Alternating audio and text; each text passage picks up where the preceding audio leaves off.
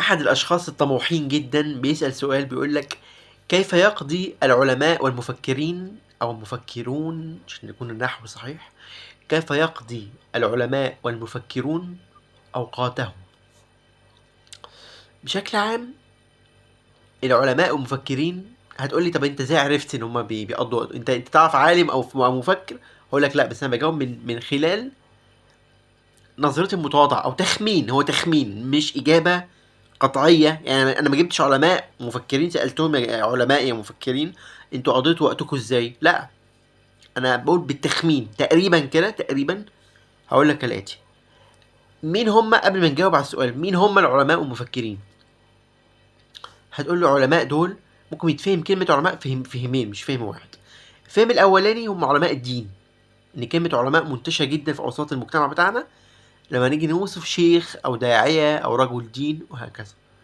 والمفهوم التاني وهو العلماء الأكاديميين، علماء علوم الطبيعة، علوم الطب، علوم الهندسة، علوم الفكر وفلسفة إلى آخره. أنا أقصد الاتنين في السؤال ده، بالإضافة إلى المفكرين. والمفكرين دول هم فئة أدق وأصغر من فئة العلماء، يعني هي جزء من العلماء، يعتبر المفكرين في زمرة وفي مجموعة العلماء. المهم يعني كيف يقضي العلماء والمفكرين وقتهم؟ بكل اختصار يقضون أغلب وقتهم في القراءة بس. نقطة من أول السطر كده الفيديو انتهى. لو حبيت تقفل الفيديو على كده اقفله، يعني لو انت انا بختصر لك الإجابة: يقضون في القراءة. عايز بقى التفصيل؟ اسمع الكلام اللي جاي دلوقتي. يعني ايه يقضون وقتهم اغلب وقتهم في القراءة؟ الناس دي مش فاضية. الناس دي مش فاضية. الناس دي مش هقول لك ان الكلام التابلوهات والكلام اللي هو اللي بيسموه ايه، كلام الانشا، الكلام اللي احنا عارفينه كله: العلماء والمفكرون يقضون وقتهم في العلم وطلب العلم لأجل أن ينهضوا بالأمة الإسلامية والعربية ويجعلوا مش عارف سوبرمان. أنا أتكلم بالمنطق البراجماتي. يعني إيه منطق البراجماتي؟ يعني هم هيستفيدوا إيه من الآخر كده؟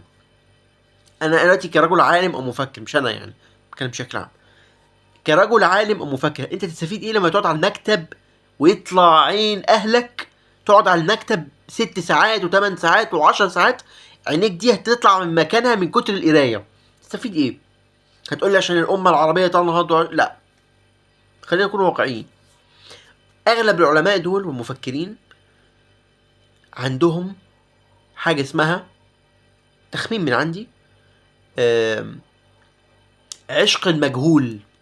عشق المجهول. المسائل المجهولة بالنسبة لهم هي مسائل بالنسبة لهم شهوانية. عارف انت لما تشوف كده حتة جاتوه او حتة لحمة لعابك بيسيل عليها، عايز تنقض عليها وتاكلها؟ لا، هو الراجل بيحب المجهول. العالم المفكر ده بيحب حاجة اسمها المجهول، لان لولا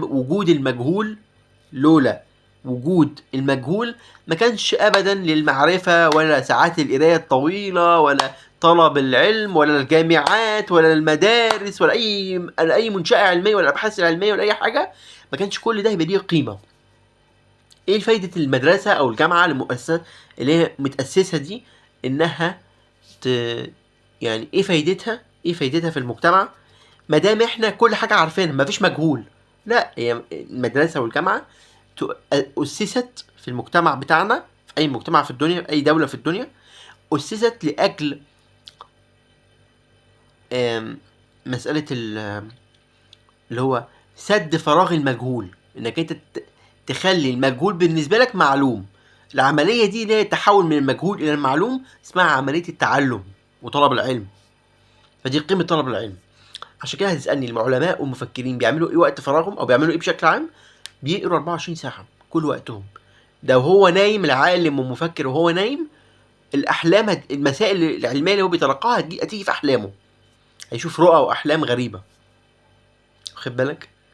فكونك عايز تكون عالم أو مفكر أو فيلسوف، لا، اسعى، اتعب، ابذل مجهود. خليك حط في بالك كده كريستيانو، شوف بيشتغل ازاي على نفسه، بيموت نفسه، وكل ده في لعبة كرة القدم.